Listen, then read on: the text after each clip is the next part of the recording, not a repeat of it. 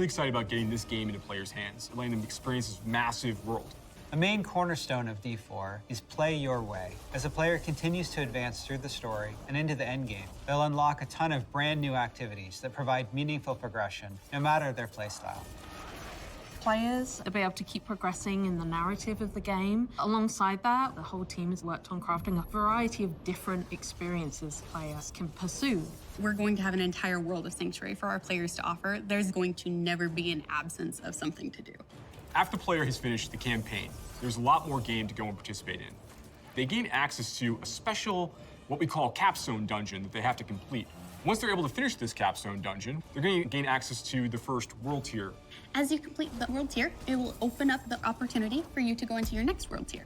That involves unlocking powerful loot, new items, and more advantages for your player to have a better opportunity at end game. Whether you're a fan of dungeons, PvP, or just roaming around the world, there's a way to continue your Diablo adventure long after hitting max level. As your character continues to grow in power, you'll start with the skill tree and expand out into the Paragon system. A lot of the choices the players make are grounded on skills themselves and the fantasies associated with those skills. The Paragon board is a place where we're allowed to have a lot more depth, a lot more customization, many more options as you go. You can rotate the board, so you can choose a different path if you're like, I want to do more strength-based things, or I want these particular boons or glyphs. You can chart your path through it, and they're really a way for you to keep expanding your character and making it uniquely yours. Similar to the Paragon boards is the Codex of Power. It's an in-game system that holds the aspects related to the character. You are able to complete a dungeon, and they will have a chance to drop an aspect that you can pick up. And what this allows players to do is take items they're finding in the world and make them more powerful, turn them into legendary items. It's really special to discover what kind of playstyle really means the most to you. Every part of Sanctuary is fulfilling and satisfying. Dungeons in particular are really close to my heart. Nightmare dungeons are going to give the players the opportunity to experience a dungeon that they might have already experienced in their past playthroughs. They'll enter the dungeon with a found sigil that alters the playstyle and the intensity of the dungeon. They're more difficult and they have additional objectives, and then they also have affixes, which add a degree of difficulty for you and your group to work through. One of my favorite affixes that you can find in Nightmare Dungeons is actually called Hellgate. Occasionally, these portals will open up throughout the area that will just pour out different monsters that aren't native to that region for you to also be dealing with while you're trying to handle everything else inside the dungeon.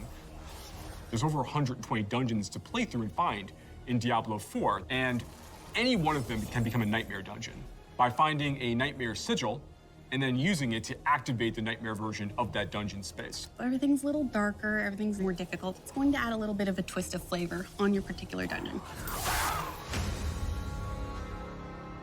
There's some targeted activities in Diablo 4 that suit what you're feeling in the mood for. The Forces of Hell are starting to have more influence in certain parts of Sanctuary in the vast interconnected overworld of the experience. And as the players are going into Helltide areas, they're going to find even more powerful monsters.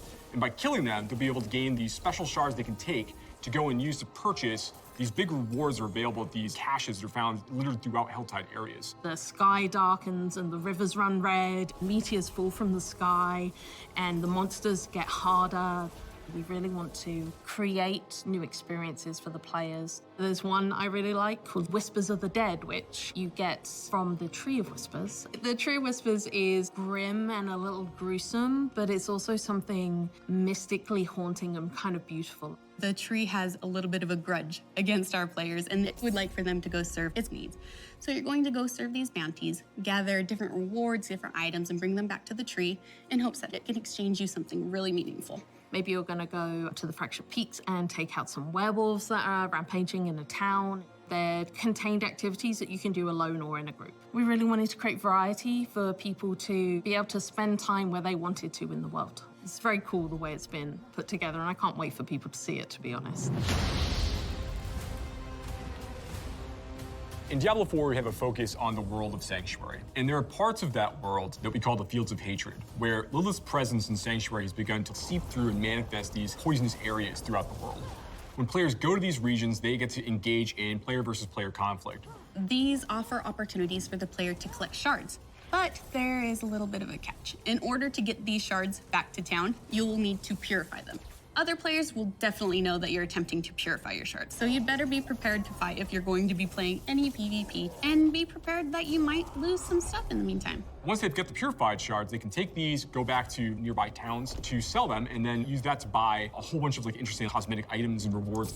It's a place for people who really love PvP and want to still get loot and still increase their character's power. If that's the way they want to play, they can.